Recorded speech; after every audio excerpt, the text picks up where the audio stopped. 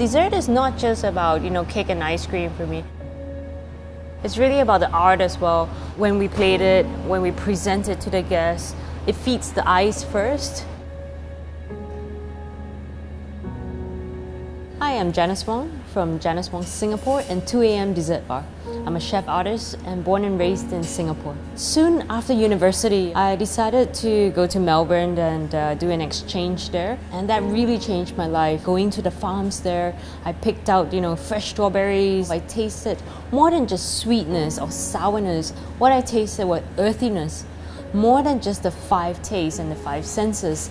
And that really blew my mind, and it gave me great inspiration to change my career path. What I decided to do was finish my degree, go straight to Paris to study in Cordon Bleu, and I did a pastry degree there. After which I did a lot of internships all around the world, and I worked through restaurants for at least about 2 years.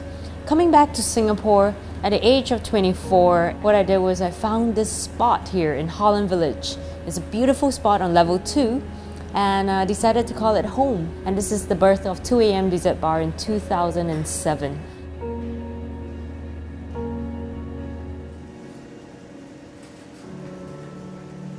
So one of our signature desserts is the chocolate water dessert. It's made with 50% of chocolate and 50% of water. We have the dark chocolate soil, which is actually like a chocolate cookie crumble. And we put the sugar on the outside, and that's the caramel. So right now, I'm just putting on a yuzu sorbet.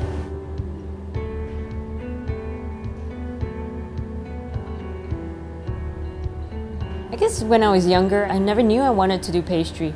I've always, started out wanting to do finance, follow my father's footsteps. Never thought I would come into the F&B industry because I knew nothing of it. All I did was I had the passion for it, and so decided, let me give this a shot. So the first 3 months, we were so packed. We were so packed that people were sharing seats. But of course, the real test comes 6 months after and a year after.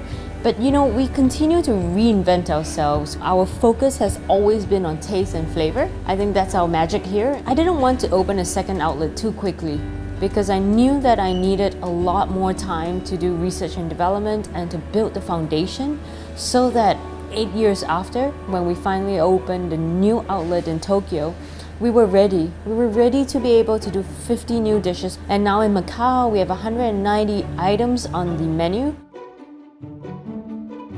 This is a fig dessert, fig mousse with grapes. And we've got this beautiful cacao pod. We use fresh figs. We put the cotton candy on top of it, and then we put a generous portion of the cacao powder. And then we have a really nice tea liqueur that goes together with the dish. Our servers will actually do a theatrical kind of movement in front of the guest.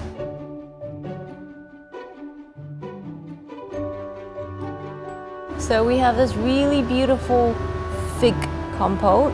Just going to cut it open with a rose and chocolate mousse over there. Being a female chef in a very male-dominated industry, it never really stopped me from still achieving what I want to achieve, and actually it made me even more focused. That's the beauty of it when you're outnumbered.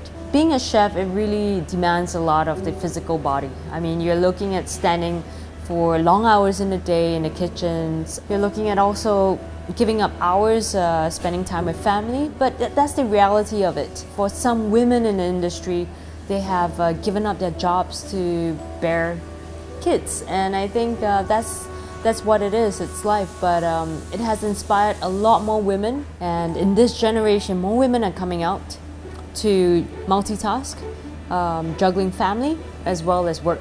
This is the Cassis plum dessert. This is a plum liqueur gel. I'm gonna put a rainfall of strawberry, raspberry, freeze-dried. The actual ball is made of blackcurrant, water, and here we have also the Rice Krispies coated in raspberry. And we have yogurt and elderflower foam. And we have another layer of plum liqueur jelly. And lastly, we have the red rubies. We make it in tapioca and water chestnut, but with citrus. And then after that, you cut into it, and it's a discovery of flavors.